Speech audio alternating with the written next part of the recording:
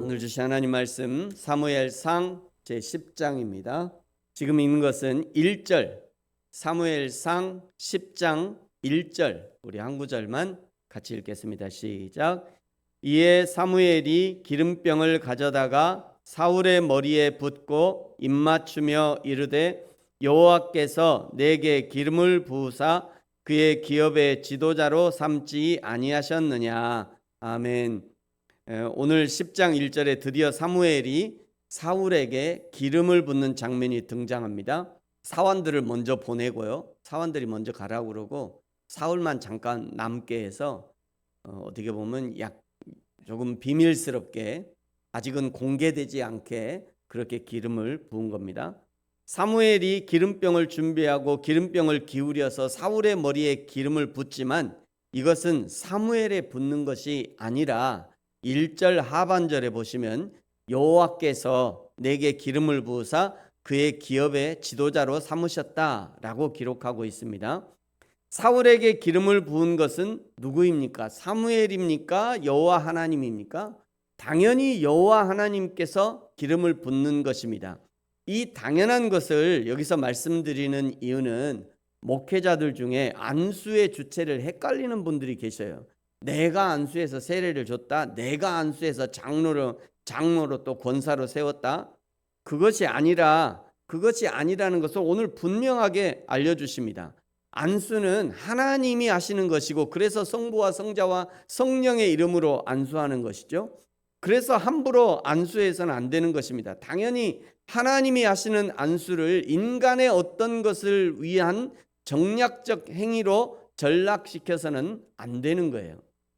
이렇게 사무엘이 여호와 하나님의 이름으로 사울에게 안수하고 사울을 보내면서 세 가지 사인이 있다는 것을 알려줍니다. 첫 번째 사인은 2절에 셀사의 라헬의 묘실 곁에서 두 사람을 만날 것이고 그들이 암나기는 찾았지만 너희 아버지가 너희들 때문에 걱정하신다 말할 것이다. 여기 두 사람은 하나님의 뜻에 대한 의구심을 풀어줄 사람을 의미합니다.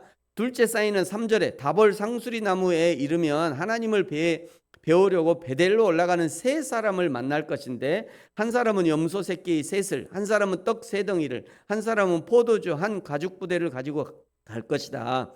4절 그들이 떡 두 덩이를 너에게 줄 것인데 그것을 받아라. 떡을 준다는 것은 하나님께 드려질 소중한 것을 준다는 것이고, 이것은 이스라엘의 모든 값진 것들이 사울의 것이라고 하는 사인이 되는 겁니다. 세 번째 사인은 5절에 블레셋 사람들의 영문에 들어갈 때 선지자 무리들이 산당에서부터 비파와 소고와 수금을 악기들을 앞세우고 예언하며 내려오는 것을 만날 것인데, 6절에 이 세 가지 사인을 다 만나고 난 후에 내게 사울에게 여호와의 영이 크게 임할 것이고 너도 그들과 함께 예언을 할 것이고 너는 새 사람으로 변화될 것이다. 이것은 사울이 이스라엘의 지도자로 기름 부음을 받았다고 하는 확증적인 사인입니다. 그때 이 세 가지 사인이 있을 때 이 세 가지 사인을 확인하고 사울은 어떻게 해야 하느냐? 7절에 보십시오. 7절에 우리 7절 같이 한번 읽을까요? 시작. 이 징조가 내게 임하거든 너는 기회를 따라 행하라. 하나님이 너와 함께 하시느니라. 아멘. 이것은 앞으로 사울의 소명과 관계된 일이 발생할 경우, 왕권을 행사해야 될 경우, 하나님의 대언자의 역할을 해야 할 경우 소신껏 대응하라, 이런 의미입니다. 이 7절의 말씀은 신약성경 에베소서 5장 16절에 세월을 아끼라 때가 악하니라, 이 말씀과 일맥상통하는 거예요. 사울에게 기회를 따라 행하라는 것은 이제 왕이 되어서 하나님이 맡겨주신 이스라엘을 다스릴 때 하나님의 뜻에 따라 소신껏 너의 권리와 권한을 행사하라는 것이고요. 에베소서의 말씀은 세월을 아끼라, 우리에게 주시는 기회를 선용하라, 이런 의미인 거죠. 우리가 그리스도인으로 세상을 살아갈 때 여러 가지 기회들을 만납니다. 사랑할 기회, 섬길 기회, 헌신할 기회, 전도할 기회, 선교할 기회, 협력할 기회, 봉사할 기회, 수많은 기회들을 만나는데 그 사람들은 꼭 기회하면 이런 기회는 별로 생각을 안 하죠. 사랑할 기회, 섬길 기회, 헌신할 기회, 전도할 기회, 선교할 기회, 협력할 기회, 봉사할 기회, 이런 거는 별로 기억 안 하고 로또 맞을 기회, 뭐 이런 거, 뭐 당첨될 기회, 늘 이런 것만 생각해요. 근데 사실은 이런 것보다 훨씬 좋은 기회들이 하나님이 주신 기회죠. 사랑할 기회, 섬길 기회, 헌신할 기회, 전도하고 선교할 기회, 협력할 기회, 봉사할 기회, 훨씬 좋은 기회들이에요. 이런 것들이. 이런 기회들은 사람을 살리고 세우는 기회이잖아요. 그런 수많은 기회들을 만날 때 그 기회들을 잘 선용할 수 있어야 돼요. 사랑하고 섬길 기회가 있거든 최선으로 섬기십시오. 그것이 하나님의 영광을 드러내는 일과 연결될 것입니다.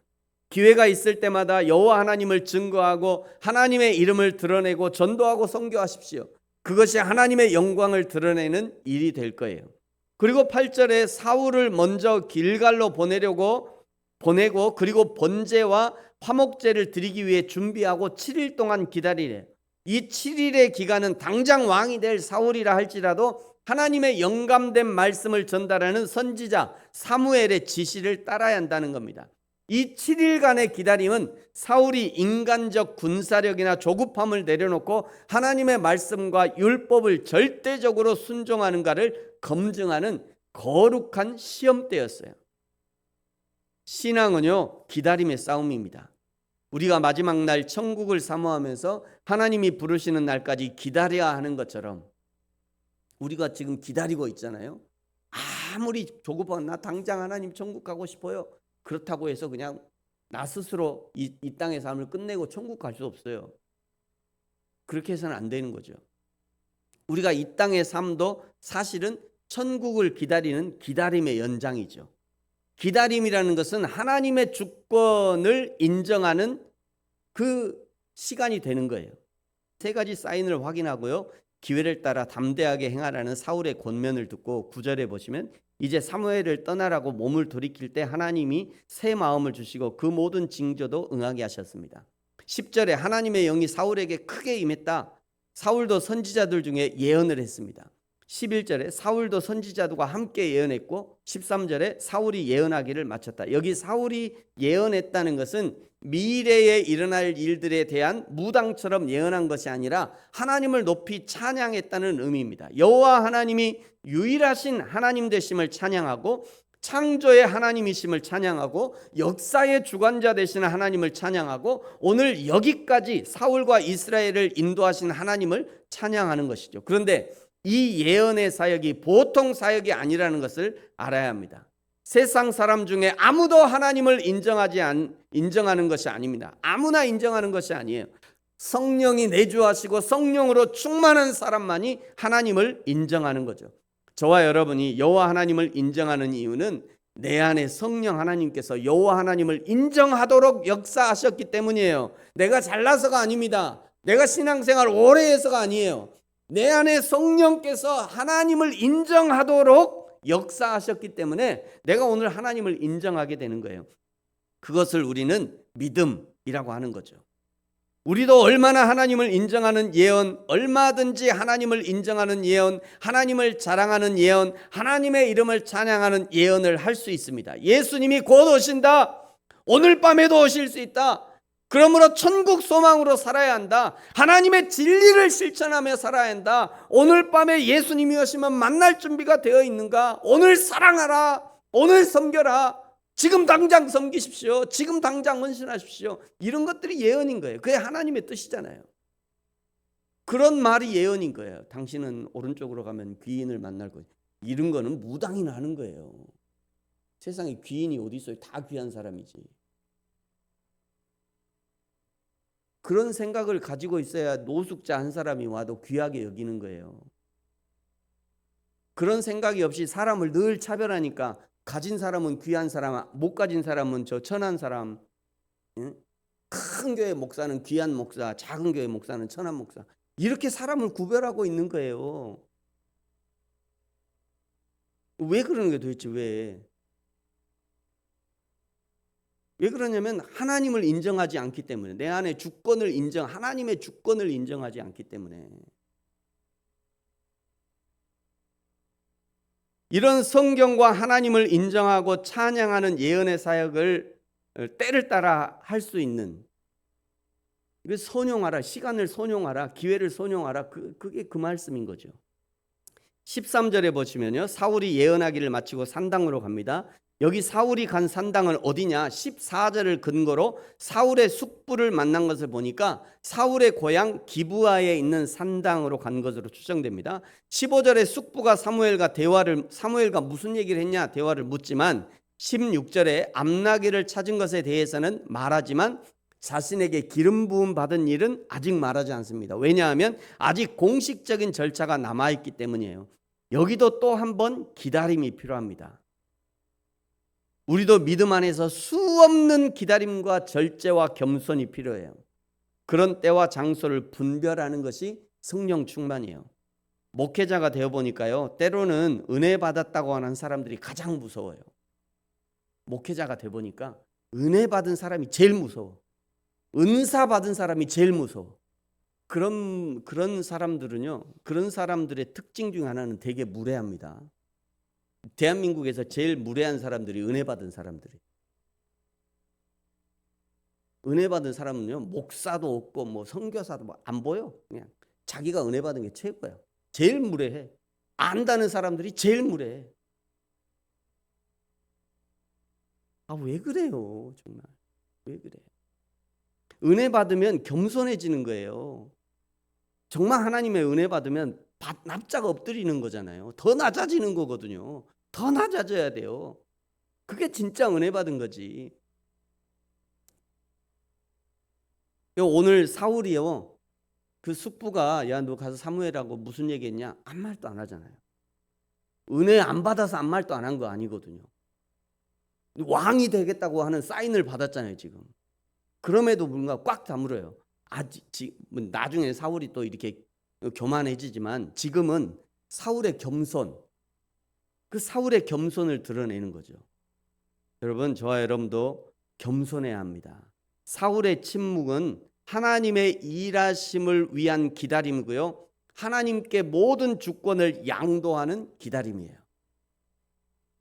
저와 여러분도 하나님 앞에서 때와 장소를 분별하는 분별의 은혜, 그리고 하나님이 일하시도록 하나님께 주권을 양도하는 겸손의 모습을 가질 수 있기를 예수님의 이름으로 축복합니다. 기도하겠습니다. 하나님 아버지, 감사합니다. 사울에게 기름 부으시고 이제 이스라엘의 왕으로 삼으신 하나님께서 오늘 우리에게도 성령의 기름을 부으시고 우리를 왕같은 제사장이요 거룩한 나라요 택하신 백성으로 삼아주셔서 감사합니다.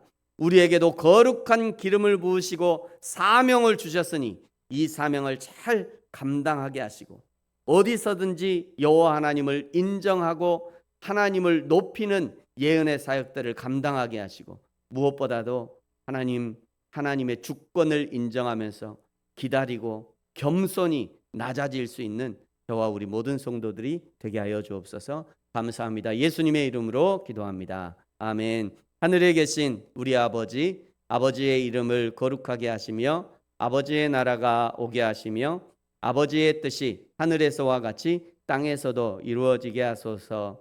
오늘 우리에게 일용할 양식을 주시고 우리가 우리에게 잘못한 사람을 용서하여 준 것 같이 우리 죄를 용서하여 주시고 우리를 시험에 빠지지 않게 하시고 악에서 구하소서.